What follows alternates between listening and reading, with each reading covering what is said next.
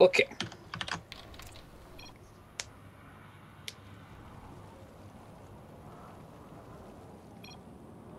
In the top left right of the map, it is our green Zerg player, apparently from a clan that I did not realize he was in, but this is LOF AMH, a long acronym. And on the bottom right, our very own pink Protoss player, hailing from the clan Blueberry, Blackberry. Damn it! Did it again! It's AceAl. Why do I always want to say Blueberry? I mean, it's two B's, but You know, it really helps to just like zoom in here on this lovely icon they have and go, oh, okay, it's a BlackBerry. All oh, it's black, not blue. right. It's fine. It's no problem. All right. So have you looked at any of the new maps yet? I have not yet. I've watched Huck play on the ladder Okay. last couple days, and the only one I saw was one that does not look like it favors Protoss. It's got a little bit of an outcropping on the bottom, and it just kind of sticks out. And it's like just enough to fit two stalkers wide worth of units on. And yeah, there is that map. It's kind of interesting. I think I actually saw somebody hide two barracks there in that exact What? spot. What? Um, Not exact spot, like somewhat near it. I might be thinking of a different map though. I haven't seen too many games on them yet either. I'm actually pretty excited to see where the season goes. Hmm. But yeah, pretty much I've only seen, I'd say, two games on those maps. One was with Legend and Sleet, because they wanted to play on the Team Liquid contest map winners. Oh So yeah. they did that, and one of them turned out to actually get included. Nice. And then I saw one game on Battlegrounds today that was using one. Didn't really have the Oh, focus. So how's Battlegrounds going? I saw that Livy B made it out of our group. I'm pretty excited about that. I was only able to watch a little bit of it. Couldn't really focus too great, so I was like, I'll just save my energy for later. And this is interesting. AMH actually going for what I call the avoid the problem third. Usually, sometimes you see a lot of Zergs. They'll actually bring down, just try and stop this pylon from coming out. Some of them they just immediately go out somewhere else, put down the hatchery at the third. In this case, though, this is a very strange decision actually from Ace to actually go for a cannon rush in this corner. Actually, doesn't really accomplish a whole lot other than delay gas, but it doesn't look like it's going to matter too much as that has been shut down pretty hard. Yeah, that's what it looks like here. I noticed the forge was going down, but I didn't think that he would go so hard into this. He already wasted 100 minerals at the natural there and let that pylon finish. It was right in front of AMH's face, actually. No, pretty much. I mean, I can kind of understand this, like, if it had been a little bit more tucked in further to go after maybe the spawning pool or to hit the drones that way, because you can do that. Or if he was going after the third, which actually is possible. Not particularly easy. You'd kind of have to hide it. Like, this is a good move here from AMH to actually stick that Overlord right over this space, as it lets him know when this is coming up and becoming an issue. But yeah, investing minerals into that and then not really getting anything out of it, it does put Ace into a little bit of a difficult position going forward from here. But it is by no means game ending. It's still going to come down to however well he can follow this up and how AMH can stabilize from here. Looks like he wants to go for a third. Right, he's definitely stabilizing too. I mean, he's got his wall up.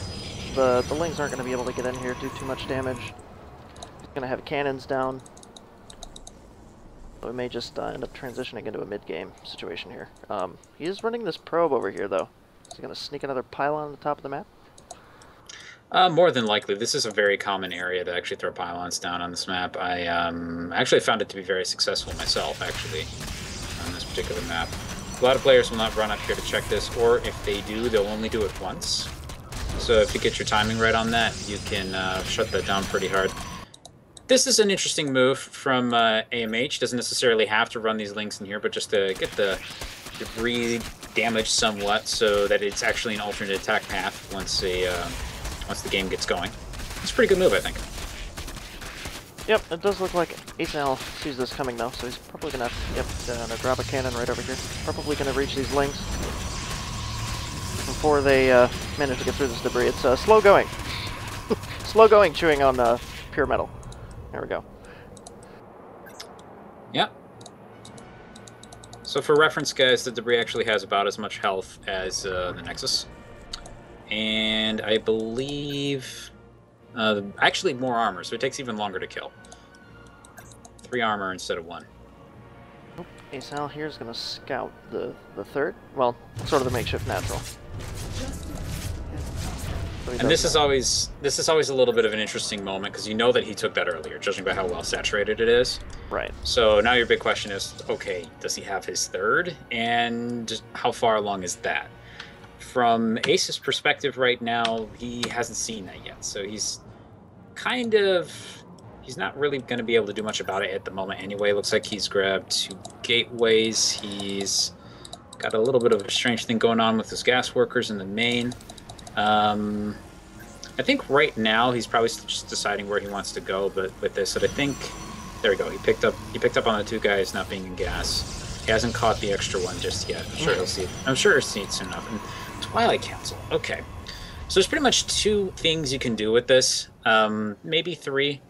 Though I think the timing, unfortunately, for Blink Stalkers is kind of falling out of his hands at this point. He might go for it, but with the economy in the kind of shape that it's in currently, I don't think it'll be particularly strong of a move. And judging by the fact that he's pulling out so many Zealots, probably going to be Dark or High Templar. Interesting, a Stargate.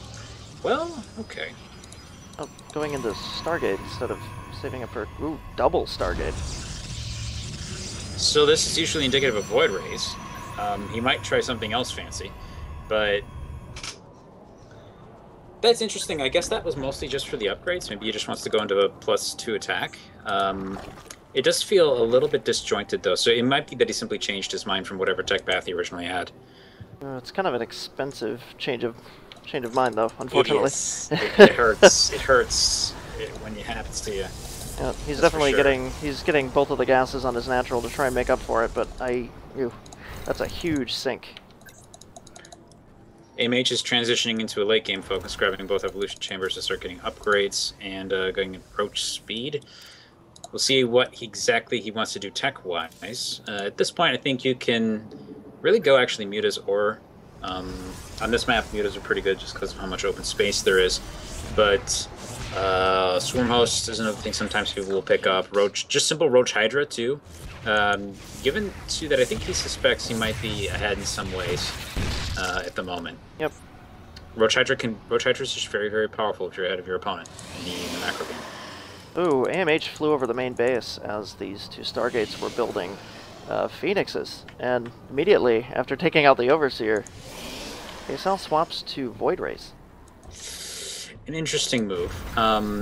Unfortunately for him, he's actually just going straight into Hydras. And if you can get enough of them up, basically the kind of numbers that you need in Void Rays to actually overcome Hydras will usually mean that it's going to take too long to get them. So equals a lot, yes.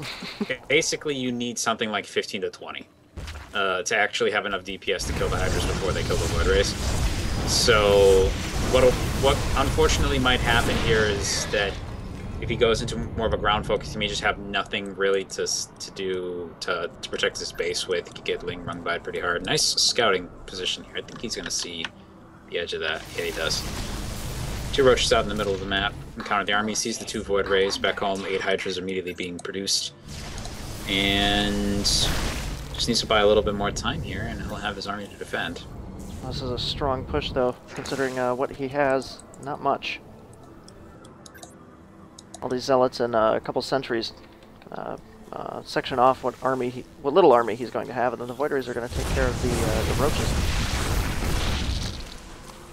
4 Hydras out, though. Plus, ooh, almost 9 total. 8. I can't count. I'm sorry. Well, that's what we have the units tab that for. Makes never both of never us. Math on air. Never math on air. Hey, I thought the match started an hour earlier than I was going to, so it's okay, dude. I remember you were saying, yeah, it's a little less or a little over an hour now, and I looked at the clock and I went, no, maybe I'm the wrong one. So, ooh, hallucinating a bunch of Void Rays here. I'm gonna go for a push straight into this 3rd base. Doesn't look like AMH is ready for this. Okay, here comes the attack here. Kind of comes down to whether or not he can identify what to focus on. Getting rid of the Mothership Core is painful, though, because this army can't get away now, and he's realized that those are hallucinations, he's ignoring them entirely. Detection actually helping out a little bit with identifying that, and the Void Ray is unfortunately not getting away. Defensive loss here for a Protoss player. To lose this forward pylon, there won't be any reinforcements nearby. One near the Zelnaga tower, but I think this push, if AMH pushes right now, it's going to pick up on this other pylon. This is a little bit, no, if he actually takes care of it. I was going to say, one thing, what Ace needs right now, like, regardless of what he wants to do to defend himself here, he needs time. Losing this pylon, which, yes, he is about to lose it, it's really unfortunate because he can use that for a quick Zealot Warp and try and drag the army back home, but beyond that, one thing I'm not really certain about is why he's splitting his army in half right now and attacking from 2 angles. Nice, almost nice force fields here, but I think there's just a little bit too much in the way of Hydras that actually got up here. No, he may actually, I take that back. He does look like he has enough to defend here, but here comes the army from the other side. Actually, just, I think this push would have been a little bit more, yeah, okay, it is successful. I was going to say that he still stands some chance of actually holding this off, though. Void Ray's too close, too close, too close. That's okay, actually. Yes, but there's only 6 of them, so that's enough in the way of Void Rays to just kind of overcome that. Ugh. Really close. I gotta say, though, I think if the entire army had maybe pushed from the natural ramp location, so it's a little bit harder to force field off, probably game would actually be over, but yeah, Ace has bought himself some time. Let's see what he can do with it. Honestly, if those Hydras had just stopped and focus fired each Void Ray down, that would have been over very quickly. But yeah, it's mostly the force fields, though, in that situation, because you can't get the Hydras out of the way. They don't deal so great with being stabbed in the face. They kind of need to kite. They kind of need to kite in that situation. They can't. And if you can't really focus on the Void Rays because you have to run into the army to do that, and if the Void Rays pull back, you'll just take tons of damage and do nothing. Well, I don't know, would anything really be okay with getting stabbed in the face? I mean... Roaches are kind of okay with it. I know, I wouldn't be okay with being stabbed in the face. Ultras are really okay with it because they don't take any damage. They don't. They just don't care. So it was basically the force fields helping out with that. But unfortunately, here comes the next follow-up, which is basically a giant Ling Hydra army with a couple roaches thrown in for good measure. And this, unfortunately, is deadly to this army. There isn't really much he can do against that. And at home, there's a lot of sentries here, so he has enough for a few force fields. He can buy himself some time, but it's gonna be a little rough. Let's see. Yep, he's already focused here. He's got the force fields down. He's gonna start losing the wall, though. At the very least, this upgrade is definitely dead along with this gateway. And down those go. He needs more force fields, and he's losing the sentries. Unfortunately, with that, this base is lost. Meanwhile, back up in the top left, we have the Void Rays actually making it up into the base here, taking care of the anti-air that's present. They're going to start going after the buildings, and now we have what looks like a quasi-base race. I only say quasi because I have a feeling the Zerg's just going to kind of kill everything here before AMH really gets through the pain. Desperation force field here, trying to keep the Hydras off the ramp, but this is not going to last very long.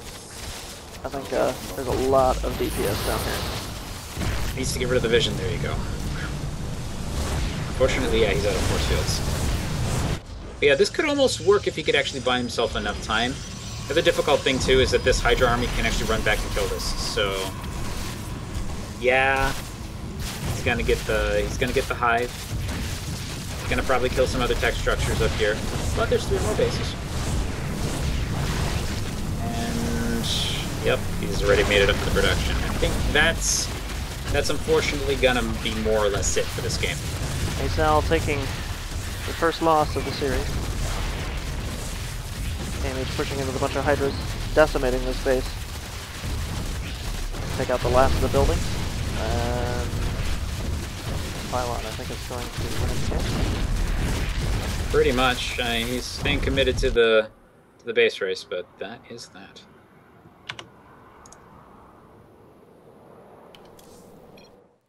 Very good. Well done by our Zerg player.